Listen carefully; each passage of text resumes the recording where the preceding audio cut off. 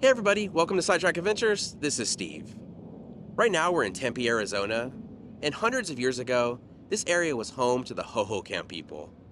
The Hohokam built canals all through the Phoenix Valley, transforming the land and bringing water to the desert. Nowadays, of course, Tempe's a huge city with around 200,000 people, but you could still find traces of the Hohokam culture here and there, and that's what we're going to do today. We're going to try to visit some ancient Hohokam ruins that are hidden in plain sight and see if we could find evidence of their canal system. Now, the last few times I've been to the Phoenix area, I've seen these driverless cars driving everywhere, and I really want to ride one. So I just booked one, and we're going to take one to the ancient ruins. You could say we're going to use the future to visit the past. Once the car gets here, we'll be heading to Tempe's Papago Park, which is near the Gila River. And here it comes. It's kind of amazing that technology has advanced to the point where these cars are driving around with no people in them.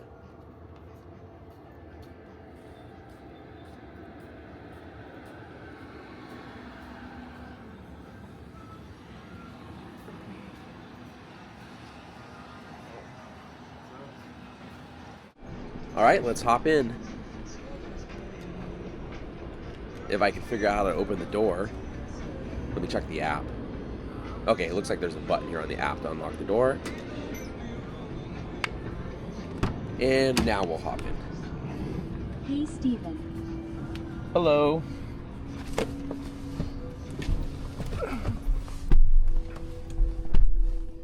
Okay, so I guess it doesn't talk back. It said hello to me when I got in, and I thought maybe it was interactive, but I guess not. Sorry for shaking the camera around. I'm trying to get buckled up here. Alright, there we go.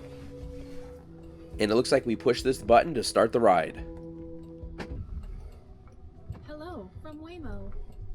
As we get going, just give us 1 minute to cover a few riding tips. This experience may feel futuristic, but the need to buckle up is the same as always. So right off the bat, this does feel a little weird not having a driver in the car, especially as we're about to head out onto the main street here. I imagine it's the same kind of feeling that people got when they first rode elevators or something.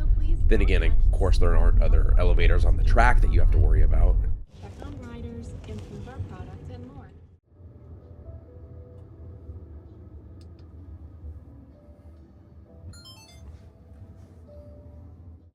Now, this video isn't sponsored by any driverless car companies or anything like that. And as a matter of fact, if there is some sort of horrific crash, whoever finds this footage, feel free to post it on YouTube. So far, this ride has been pretty smooth, and the car has obeyed all traffic laws. We've just stopped at a stop sign, and you can see the car waiting for other cars to go by before we go. As the ride has gone on, you kind of get more comfortable with it, and you start to forget that there isn't a human driver in this car. We are almost at our stop, and I would have to say the most remarkable thing about this drive is how unremarkable it's been. I mean, love it or hate it, this is probably the future of driving. You get in your car, you punch in an address, and the car just takes you there without you having to do anything.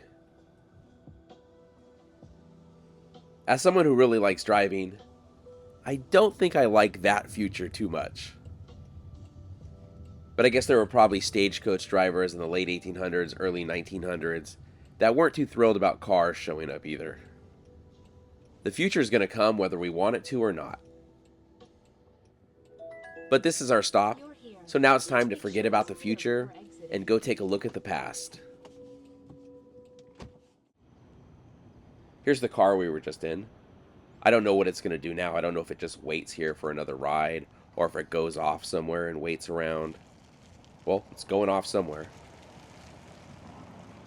It doesn't look like there's an exit for the parking lot in that direction, so it's going to have to turn around and come back this way at some point.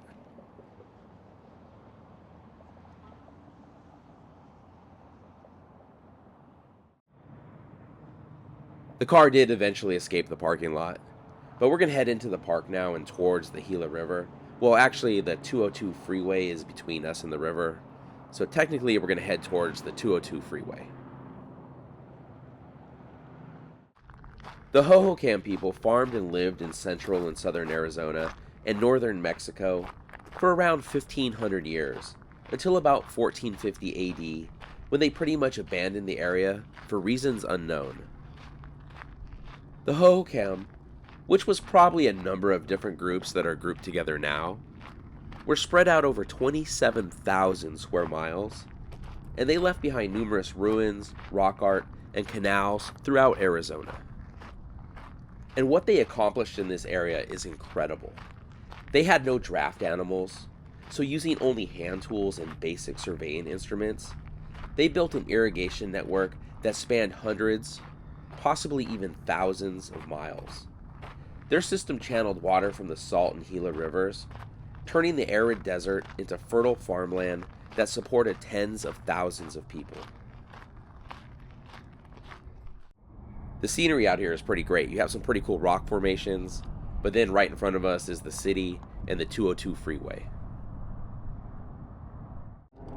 So right in front of us is one of the Hohokam canals, and as I mentioned before, these spanned hundreds if not thousands of miles, and were all created by hand.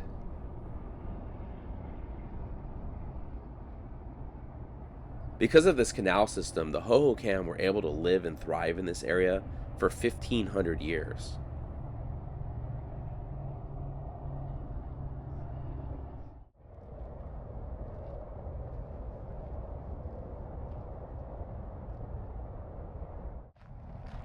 Not only did this canal system allow the Hohokam to thrive, it's the reason that Phoenix is the city that it is today. When Americans came to the Phoenix area in the 1860s, they re-established the Hohokam canals, and Arizona's present canal system largely follows the original Hohokam routes.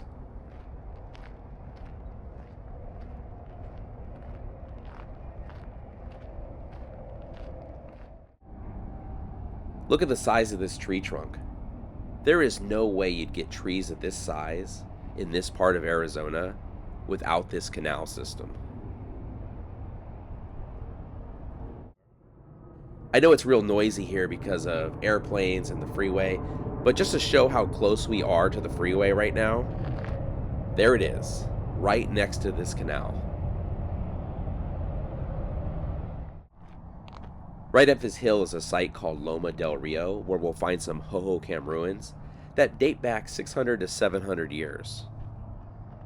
It's funny when you think we're right next to the freeway and how many people drive by here every day and have no idea of the history or prehistory that's just a couple hundred feet from them. In addition to the freeway, you could probably hear all the noise from the airplanes. We're right under the flight path of Phoenix Sky Harbor Airport, so planes are just constantly flying overhead. The site that we're heading to right now, archaeologists first discovered it in the 1800s, so it's been pretty well studied over the years. Pottery and other artifacts found around here have dated this site from 1300 to around 1450 AD, which is when the Hohokam disappeared. I said disappeared, but they're most likely the ancestors of current native groups in the Southwest, such as the Hotham, so disappeared isn't probably the right word, but their culture left the archaeological record at that time.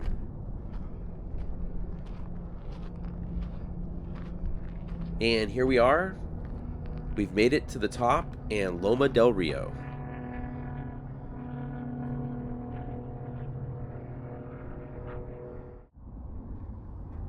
So archaeologists believe that this was the residence of 15 to 20 people.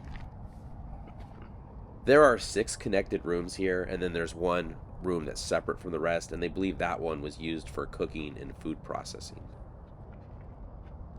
And I want to point out that these walls actually extend underground here, but the site has been partially buried in order to protect it for future study.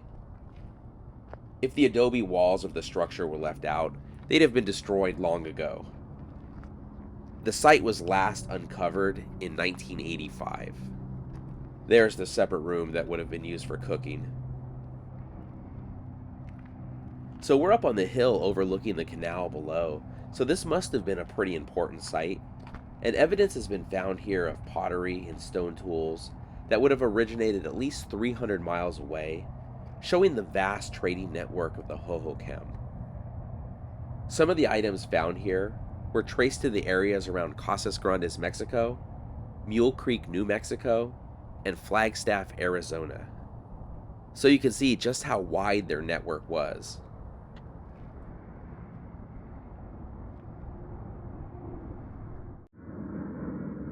After the Hohokam left, there is evidence this site was used as a shrine by the Otham or Pima people.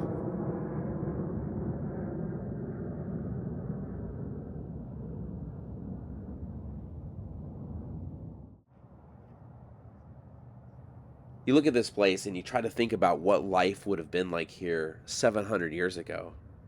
And you just imagine how much different this view would have been.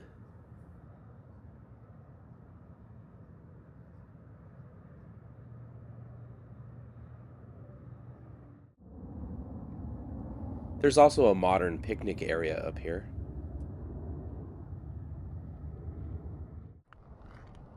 There's some sort of sign on top of the hill above us, so let's head up there and check that out real quick. According to archaeologists, around this site the Hohokam grew desert plants like agave that didn't need much water. They would utilize the agave plant pretty extensively, consuming its heart and crafting rope and cloth from its leaves. And down below us near the canals, they would have planted crops such as corn, beans, and squash. I imagine that the people that lived here were probably agave farmers, and whatever they made from the agave was traded pretty extensively, and that's why items were found here from as far away as 300 miles. But I can imagine, had we come here 600-700 years ago, this whole hill would be covered in agave. Well, maybe not right here. It looks a little rocky here.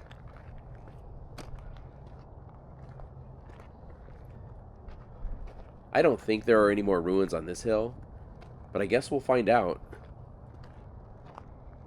Hopefully we at least get a good view from up here.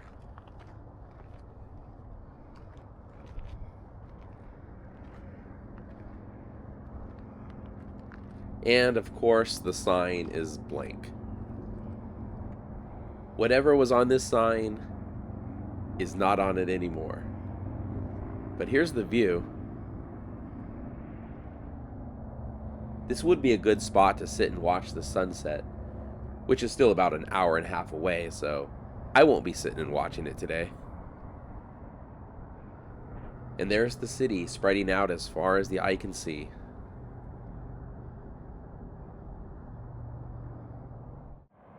Of course, getting out here is only half the journey, so let's head back to the road and see if we can find a spot to grab another one of those driverless cars.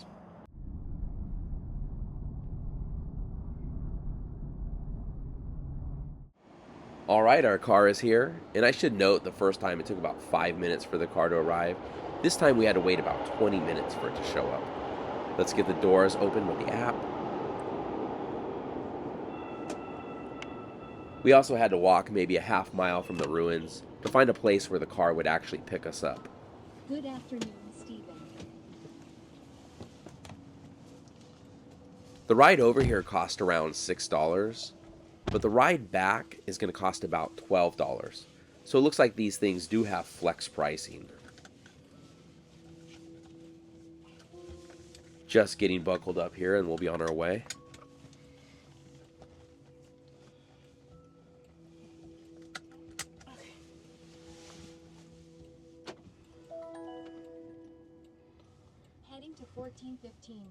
There's someone on the road doing tricks on a bicycle in front of us here, so this will be a good test for the car to see if it just plows right through them.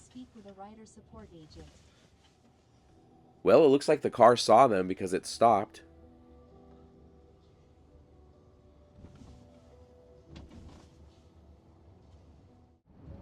I'm not sure I'm 100% comfortable with this yet, but I have to say the car has done a pretty good job, and the technology is only going to get better from here.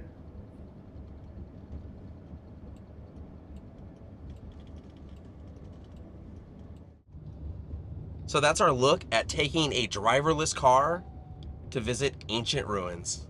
Thank you so much for watching. If you enjoyed the video, please give it a thumbs up, consider subscribing, and we'll see you next week, as long as this car makes it to our destination.